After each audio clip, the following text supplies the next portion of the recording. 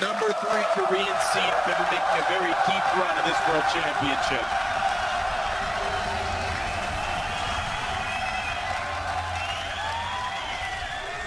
So let's take a look here at how LGD can play the early game, because we talk about how there's a timer on this game. They don't want to go full late game against the Jog or more composition. It's very difficult for Varus and Sivir versus Malphite and Gragas and Braum when it comes to dealing damage in these fights. But we just quickly highlighted Elise and a Hecarim. That's a strong early 2v2. So LGD, to me, would be happy, honestly, taking a standard lane and try and use TPQ and the early game power he has of this Elise pick. Upset the lanes early, absolutely. Yeah, well, we'll see if that happens. LGD do have more ranged champion in the bot lane. They could maybe get a bit of harass down on the Peekaboo and Arrow. It's a lane that LGD can push very aggressively in the start and try and deny CS. Also trying to get a lead on the double AD comp here with the extra poke is exactly what LGD want to do. They want to try and get that lead for Godby, start rotating around because they have so many skill shots to throw out in the siege. And we can see both teams are still on the bottom side with the dual lane. So LG are looking for those standard lanes. Play around it, start up by getting Acorn going, use his teleport then to take his advantage and move it to the bottom side of the map. You gotta start getting out outer turf. We're looking like 15 minutes when we have the tier, when we have a brutalizer on the Varus, and of course some levels under his belt for his Q, and then the Sivir with a fast pushing. That's where LGD is really gonna kick in and start creating map pressure. Those 3 outer turrets have to fall in the mid game, otherwise KT can stall it too late. Yeah, basically what LG do, they have Sivir annihilate the creep wave so that it's very clear by the turret for all these skill shots to come through for the Elise and the Thresh to set up poke damage. They're going to match the 2v2 top after they saw what happened on the map, but they're coming in very, very late. To very late. No, not even. They're not going to miss anything, so never mind that one. I even thought KT were doing a camp at number 1, but obviously they were straight in lane. So we get the 2v2. LGD were looking for it. They found it. And now send Acorn back down to the bottom lane with his own level 2, and of course Someday will do the same after this double camp. PYL takes over the ranged minion aggro there first, then Imp is able to auto attack there without getting the return damage from the ranged minions. Nice little 2v2 micromanagement there from the LGD bot lane, and they actually took control of the lane. Now they're shoving with Sivir despite getting their second. Yeah, even though Sivir doesn't have the greatest matchup here, it changes with your support. Again, it's always 2-man down in this bottom lane, so having the range support on your side allows you to play really aggressive with pushing in the lane. So you have the safety of a lantern as well from PYL. So good start for LGD and exactly what they want to get this composition going. Well, it's certainly an interesting start as they've given away the blue buff to Malphite to start out his laning phase. So someday they're hoping to get him ahead on Acorn here, and that will be a matchup to watch. Yeah, it's that race. Anytime you are facing so much physical damage, you want to funnel as much gold as you can into the Malphite so he can start stacking the armor. And he doesn't get behind. TPQ here, though. We talked about it. Damage coming in very early. Wants to get Acorn ahead. He's got Ignite. Knocks somebody into the wall. When is he going to go for the flash? Goes for it there. Last possible second. Gets away, loses health. Really like to play Sunday, saving his flash, waiting for the minion wave to come, then flashing behind them as well. TPQ, of course, was delaying his own snare or stun just to see where is he going. Can I try and predict it with my own CC? But we mentioned it, the 2v2 of an Elise and a Hecarim is very, very strong, and that's where he went first. Got good early wards, and meanwhile top side is covered from PYL and his own ward, and just constant pushing again and again, pushing into the tower. Meanwhile, Score's gone back very early. He's got the wards now. He can come down and supplant some extra vision for Someday, while Someday does have the flash disadvantage here. he can get some vision for him. Elise can easily go for lane ganks as well, though, so you still have to be cautious.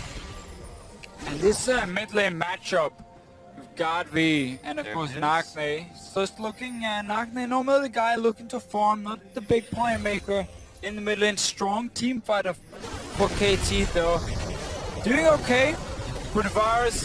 It's just about getting some levels under your belt, get the first brutalize to get your tier in, and then start sieging with this lineup. Lulu typically can't do a whole lot of when she's standing so far back and you're just shooting her with arrows. Keeping my eye on TBQ here. He actually just got the Raptor buff as well.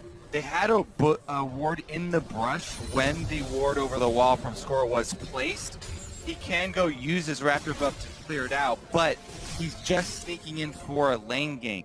Score, meanwhile, has his eyes set on mid, trying to target this Varus. Can get a summoner spell, at least out of Godv. Perfect position. Oh! Wait, flash forward! Flash by Godv, yeah, flashes the wrong way. It serves, and there's the first blood picked up. 2 summoner spells down for Godv. First kill in for Nagne. You cannot afford to make these mistakes when you're running the composition that relies so much on your mid game. Plus, that was both bump summoners spurned. So not only did he flash into the middle of the lane because of the good positioning from Score getting behind him there, but he blew his ghost and he died in the end anyway.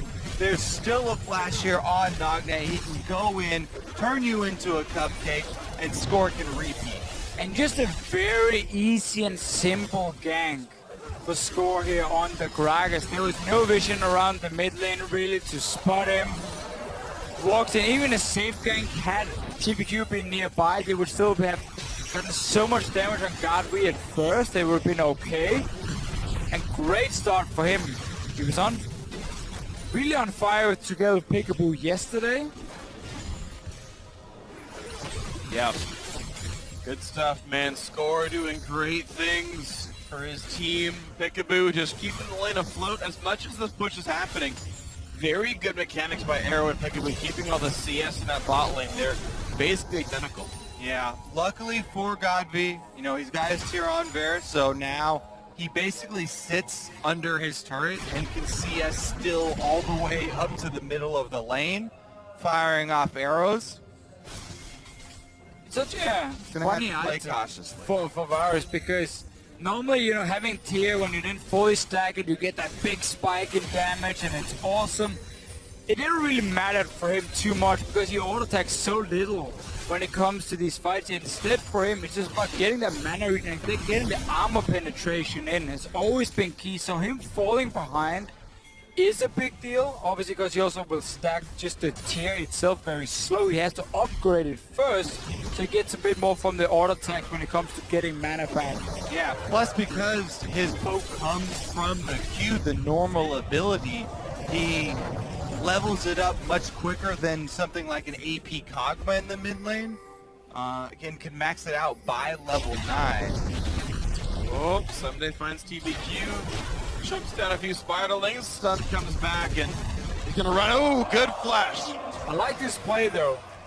You know he's going to flash it, but it's an ulti traded for summon a spell. Always worth it here from Sunday. Just forcing that. Even had backup coming, so knew he could go completely aggressive. Yeah. And Sunday's the guy who got ganked. He lost his flash 4 minutes ago from a gank by TBQ, who has not come back down there. Sunday is doing pretty much just fine minion farm-wise, and looks like he's no worse for the wear at all. Yeah, plus look at the deep wards that they got during that. Score goes in also. So deep wards here from KT. The early Sightstone picked up, whereas Elise TBQ went for the Amtom, trying to get to his jungle item completion first. Yeah. Remember, Runeslave really wanted to show it's about early mid-game for him. He needs the extra damage. Can even go for more magic penetration with his boots if you want to. We have seen it a few times. Obviously makes you very squishy in these fights, but LGD knows that if they start getting to these late game fights anyway, TPQ will not be much of a tank. He has to get rolling early game with the team. So far, Small C is leading the bottom lane. Same for top. We saw before here Acorn was staying in lane and getting some farm, but Arrow is doing his best to keep up. No, Imp had the luxury of recalling when he wanted to, so the BF Swords Sivir gonna do fairly well and has some bonus potions as well. We'll see how good the harass ends up being there. Good spell shields. Yeah, and this is the point you really hate as a Sivir. Once you start hitting level 6, your ulti is not very useful when it comes to trading back and forth, and instead Arrow can just keep firing these long range ultis in his face, and Sheen as well makes it very good even against a BF Sword Tiger and just comes to the quick trade. Yeah, the W active auto attack in itself is a very big win there for Kog'Maw, but PYL so threatening right now, not allowing them to move up, and retains control of the minion wave. The hook on Peekaboo. Problem is, Braum is actually very good in a Sivir. His shield actually stops her W from bouncing, and it kills the back half of the Q. So Peekaboo, even though all these hooks come in from PYL, and he's landed a ton of them, Imp is not a champion that can actually do a lot of damage back to the Braum. He's playing so aggressively though, Imp continually shoving this wave in, not giving them any time to try and go for trades in the lane, and LGD, they just continue to push up here to retain control. And that's what they can do for now. It's so hard to pull off a game for TPQ because we have the double side, or we have the side zone early from score to get a lot of vision down. So what LGD can do is to say, you know, we're gonna wait instead. We don't have to win the game now before 10 minutes. We know we have a big spike in the mid lane with the Varus. Sivir, once she starts really being able to fast boost waves with some attack speed under her belt, that's really what they're gonna wait for before we see them go super aggressive. For now, just push the lanes, chip down these towers slowly, but surely, then you get them a nice engage. Arrow stood still, just tanked a hook, and now Peekaboo's gonna come back in, but here's the Tuliper coming in. A flick as well, there comes Sunday. The two-man knockup, and actually Arrow's still alright on this one. Acorn's TP didn't mean much, his ulti burned for nothing. Luluwalt gonna try to make it happen. Knockback! Score! Oh, man. LGD though, making that aggressive teleport with Acorn is so risky. You're against double TP on the side of KT. Yeah, and I wanted to cut in there too because Score had made his way all the way down the lane. So Arrow was baiting right there by standing still under the turret, and they had the trap set. And that's the thing for LGD. You do not have to pull the trigger pre-10 minutes. Wait for your composition to kick in, then start taking down towers. By slowly chipping down outer turrets, that rotation you can do where you just get 2 or 3 of them and suddenly a massive chunk of gold is going to be very simple to pull off once they start landing some poke that really hurts. It's really unfortunate for LGD that that last auto attack did score the killing blow as well. Kog'Maw needs that kill. Now he's going to get off to a good start. They can have an earlier Trinity Force for him and get to grouping. Oh, that's a good ult for Godby. Nocte forced to take some aggro, and it's going to be fine. Chuck the 300 health, but not It's good though. It's good from Godby. Again, he slowly gets to hit this mid lane tower. Build it up for this 15-minute, 16-minute mark, and then we start seeing the domino effect where 3 towers just drop, boom, boom, boom, and suddenly LGD gets the goal lead from it. And that's what they need to then get the map control later on. For now, just continue doing what you're doing on the side of LGD. No fights though. That big hiccup though down bottom lane. Might be more important. Like this matchup is so bad. No! Goes down. Good stun, good everything. Great pickup at KT Rolster. It's getting worse and worse now. Pays for the constant pushing there. And Peekaboo plus Arrow able to combine and kill him again. Imp right now with flashbacks to Season 3. Sitting and underperforming with his team, of course. Yeah. Dropped out of the group stages. Nobody expected it. The Lantern used pretty early there as well. Not even picked up, and they couldn't gain the distance. Yeah, it was dropped for the shield, and then, yeah, Imp grabbed it without even getting any distance. Man, just unfortunate there. Acorn in a battle with Someday, but Sunday's winning this battle pretty hard. Merc Treads versus a Chain Vest. That's not really close. No, Acorn is built to join his team, where Someday can just take these trades so effective with all the armor. Yeah, the slow burn of the Bombing Cinder, not to be underestimated. That's true. what Malphite does. He wears you down. And it just seems like it's a metaphor for the rest of the game. LGD as a team are getting worn down. Attacks to the mid laner, 2 deaths to their 80 carry. Kills spread across to some of the best sources possible. Good Lantern.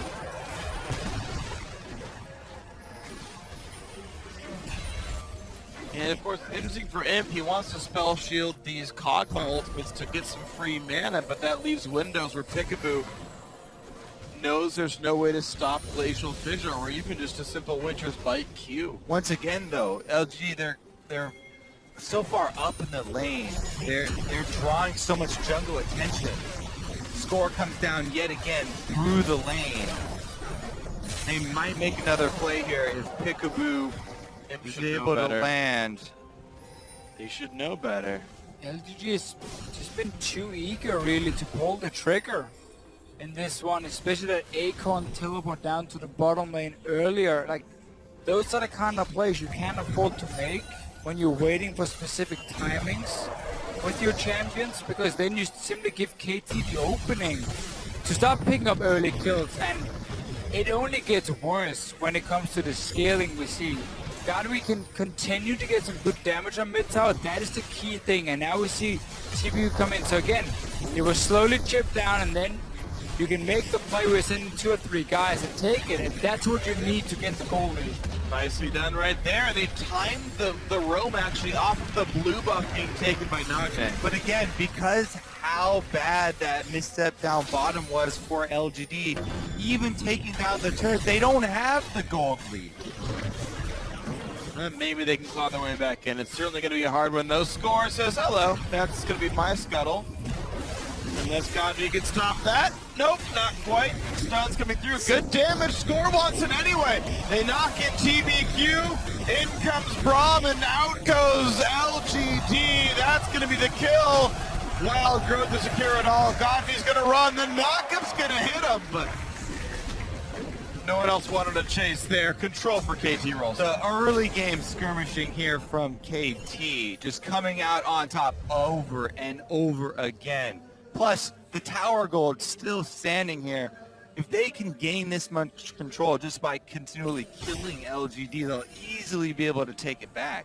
Look at the little trap here being set up from Sunday, waiting for Godry to return to the lane and push it out, realizing though it's going to take a little bit too long, and we'll just walk back to the top side, but he was looking for the opening and the easy dive on the Varus. Plus, KT, every time they get a kill, look, they have multiple members going deep into LGD jungle. They have wards deep on both sides of the jungle. Every move from TVQ will be seen. Never mind, the ward around Raptors just times out, so they won't see him on the bottom side of the map. But because they saw 4 basic camps still have wards on. they know, because they just killed him, sent him back to base, and they have wards on the other side. There's one place to be farming. What we're going to see now, though, is that Varus can continue to just instant push the wave. The thing about Lulu, yeah, her wave clear is fine, but when she little lines through the wave, she doesn't one-shot. Nope. So she needs a bit of extra time to really clear it. Godby has less cooldown for himself, especially once he gets the cooldown reduction boots, and then he can instant push the wave. That applies pressure on the side lanes because he can roam first. And that means they suddenly can keep pushing on the bottom side and slowly again take down this tower. They need it, and then they have to rotate to the top side and get the last outer turret. Yeah, LGD gonna prep a play down on the bottom side. There are plenty of wards for Acorn to teleport in. He would really like to get that level 11 first. And that is a good point.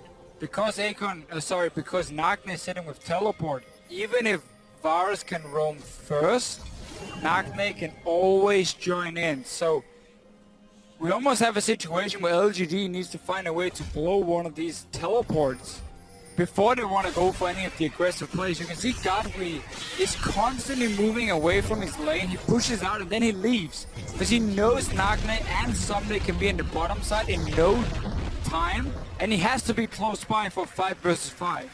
This is what it looks like when a Malphite wins lane, by the way. Yeah. He just slowly 16 wears minutes. you down. He takes the turret, first to level 11.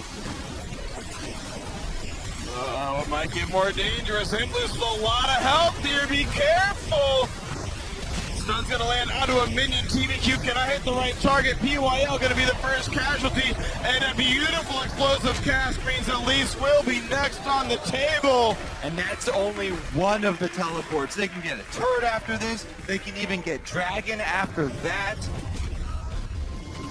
Wow. KT Arrows taking control. LGG is falling apart completely.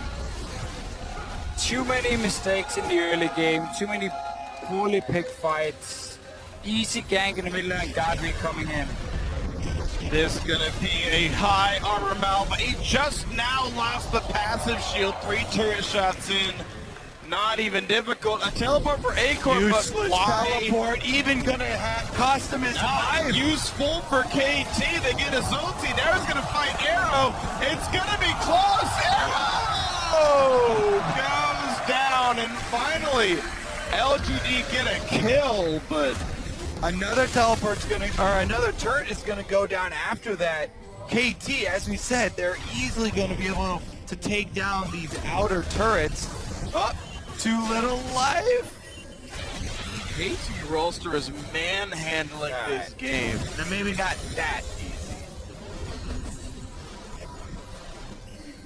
3,500 gold lead, 8 kills to 1.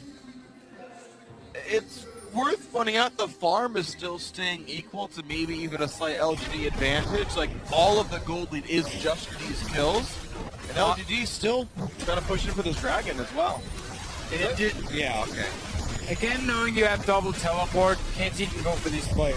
Yeah. I mean, if just gets destroyed in the trade down bottom, so even if every member is accounted for, KT would still come out on top, so big move from them down bottom, as you know. But it's not even just the gold. Again, as we went over in Champ Select, KT looking really, really good just from the beginning stages. And now they're going to make another play on him. There's no turret this time. Back up though. Yeah. TBQ's on the bottom side as well. He got his Elise first pick. That was the entire bait from KT, saying, we know you want that for your jungler. Ends up giving that Juggernaut composition, which would do well against the Mordekaiser. So just overall, it's super smart pick and ban phase. TVQ has so far collectively 0-9-1 in the World Championship so far. Wondered what it would be like for him, and so far it's been really pretty miserable for the man. Honestly, I thought people were being a little too harsh on him at first, but goodbye. Yeah. Suddenly everyone's in the mid lane. Even Someday is roaming around. Top lane is alone right now. It's going to be pushed in by Acorns, Hecarim, but KT are just taking everything down now. All 3 outer turrets are gone. Now Imp gets found as well. Can't dodge much of this one. Does do a nice flash over the wall. That's about as long as he could have gotten it. Right now, we're 19 minutes in. Someday has 256 armor. Against a physical mid laner. Physical, of course, AD carry. I say, of course, Mordekaiser could have been the AP1, but... And also a physical top laner. This guy is unkillable. Yeah. Even, like, the only magic jumpers they have is TBQ, and someday we'll crush him like the spider that he is. Just pull the legs off one at a time. TBQ did at least go Rune Glaive, so You know, he's got some extra ability power. Yeah. I'm trying to find one shot the that good Malphite. parts. I mean, glaring, yeah, definitely the glaring weakness for LGD here is TBQ. Whether it's from the in-game play or trying to compensate for him in Champions. Sure, that's the big deal here. Maybe they're feeling forced to first pick that and not go for the Lulu if they wanted it. But we saw Lulu from them yesterday not doing a whole lot either for LGD as a team. So, like this game, I agree TPQ is a weakness, but to me, I'm looking at the entire team here. Yeah. Because the bottom lane fighting zone was not really anything TPQ could change. Like, that was the team taking a bait, basically, TPing in super aggressive, and then realizing, oh, we're going to double teleport and just getting punished for it. Give up more early kills. Yeah, very true. We just have to look at the entire lineup, and so far, they're not showing up. No, LGD right now are the biggest disappointment of the tournament. They have the inverse stake. Yeah. LGD is vegetarian. Team all herbivores and not all as well here for this team. Well, KT, they've got a very clear path here to close this out. Watch as their ward line continues to encroach on LG territory here. They're working it in. LG are doing their best to try and defend it, but it's just so difficult. Yeah. Someday, he just won't stop. Oh, continuing to wear Acorn down. There's not much Acorn can do except focus on the minion wave. All three lanes just getting pushed in, and it's just a matter of time before KT puts the focus on Baron. Exactly. Plays a few ping wards around and says to LGD, either you come face shakers into a fight you're never going to win, or you just let us take the Baron, and then pushing 1-3-1 becomes so much more effective. Ooh! Couple of flashes traded, but otherwise, all is well. It's just the normal KT style. This looks somewhat similar to how they won up against TSM just a few days ago. It's methodical and smart, and one at a time they knock down objectives. And when KT wins games, there are not many kills. And you can see here 0.5 kills per minute. Underneath that, actually, definitely low.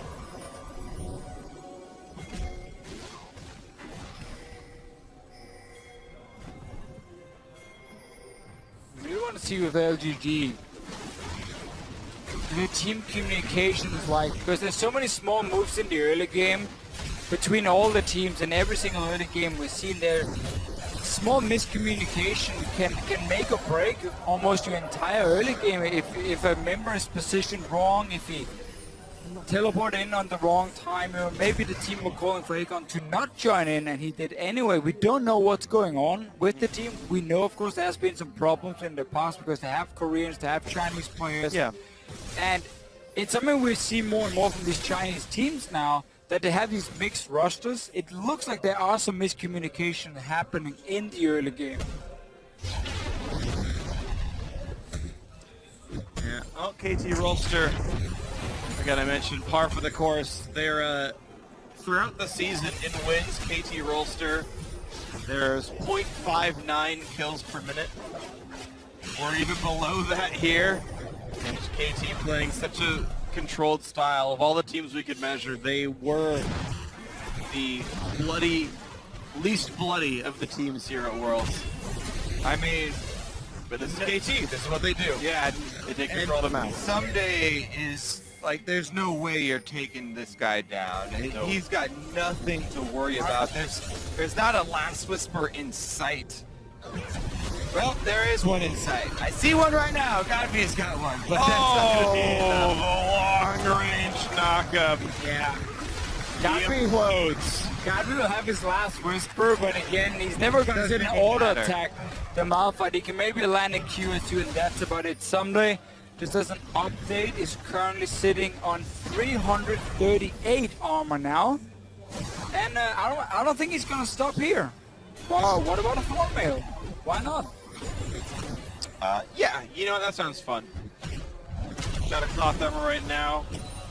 You can go hardcore for like Deadman's playing afterwards. Just keep adding pieces to the puzzle. Funnily enough, I always debate the last item. Uh-oh, here we go. Gotta be knocked against the cliff. He's got nowhere to go. Good damage on a Nagne. I mean, they can get some hits across, but the problem is they die too fast because of the Malphite dives. 5-0-1 Nagne, actually a big kill leader here. And that's, you know, look at how deep this vision is for KT. You step out of line, even this LG side of the jungle is not their own.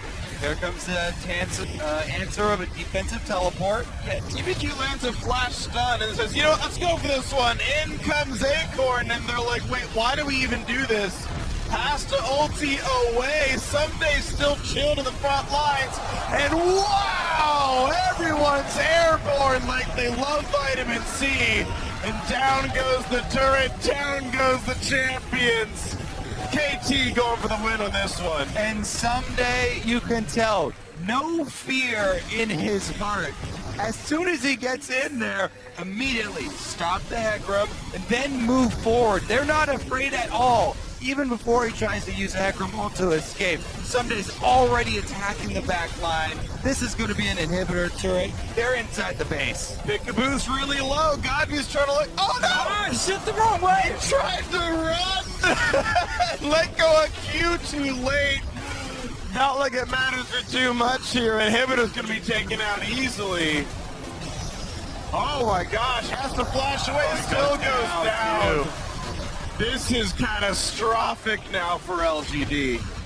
What a route here from KT. And we keep seeing these compositions with double teleport. Once they get that lead, the map control is just insane. Whenever LGD is trying to make a flashy play just to come back, double TP happens. Yep. Everyone is there suddenly for KT, and it's just so easy for them to turn it around. It's double frost hard. Snowbally. You have everything you need on the side of KT. 0-5-0. Gotta be in the mid lane on that last pick, Varus. We see it here. Double TP. So like TPQ has to go for something. They need to like catch out a target if they want to get back in the game. Look at Someday. Okay, I stopped you. Eyes are for the prize. Looking for kills now. I got 350 armor right now. Imp is basically healing me every time he hits me, and massive knock up. The rest of the team can just follow up, clean up. It's also fantastic being the AD carry and this team just looking at your front line, doing all the work. You just have to be like last hitting a little bit, right click, and get a few more kills. And this, by the way, we looked at LGD's Kog'Maw game from earlier. It's okay to play a bunch of offensive champions with a Kog'Maw because you create so much havoc. You get the freedom to hit whatever you want. You don't have to worry about being peeled for. This is like what LGD wanted in their game yesterday. Yeah, big difference was that what Origen did against LGD was they stacked a lot of late game damage and mixed damage as well. We had a Kalista, and then we had, of course, a lot of magic damage from both Vladimir and Orianna. So there were so many threats to kill this single target main damage dealer. In this case, it's Arrow on the side of KT. LGD did almost the opposite. They're like, okay, so we know you have now a Juggernaut composition. We're gonna try and run some pockets, see if we can maybe get some towers early game and get the game rolling. But also the Hecarim pick coming in just meant that it was so easy for KT to stack a bunch of armor against it and say there's no threat now against our front line or our back line. You can see the value of counterpicking at the very end here for Someday. The Malphite. No threat of a Vladimir coming through after. Look at that pick of the game. Get the passive down, that's it. Even with the static ship hitting, he did 10% max health. PYL now down to 800. More attacks in, forced to flash wave, and Nagne is going to whimsy and say, no, I really want this one. Poked around, though, here comes the team. Someday to the front line is already, there's the ulti, it locks up two. And here comes the push, the knock-up again on a God Beast. So much is happening. The health bar is getting so low. The shutdown actually happens. Whoa! An overcommit from KT, and it does mean the 2 kills come back through. That is something, but it's just a drop in the bucket here for LGD. Yeah. A little bit of quick cash. And even so, it's just a trade even 2 for 2. They still have no control of the map, and it's going to be hard for them to get it back. Yeah. We knew Malphite was going to die someday, but looks like it happened right now. You were against name puns there. Yeah, I recanted once I realized that there's way too many of them available. Either way, though, I mean, this is rough. 17-3 in kills. KT Rolster have knocked the inhibitor down, but this inhib's going to respawn soon-ish, and Imp's getting a ton of farm back. But an 11,000 gold lead is still what has to be made up for. Now we talked about the pick and ban phase just before here. I think today we've seen how teams, by not just banning the 3 top tier picks in Mordekaiser, Lulu, and Gangplank, are starting to really make red side look a lot stronger, because on day 1 blue side was 6-0. The manipulation from red side. Exactly.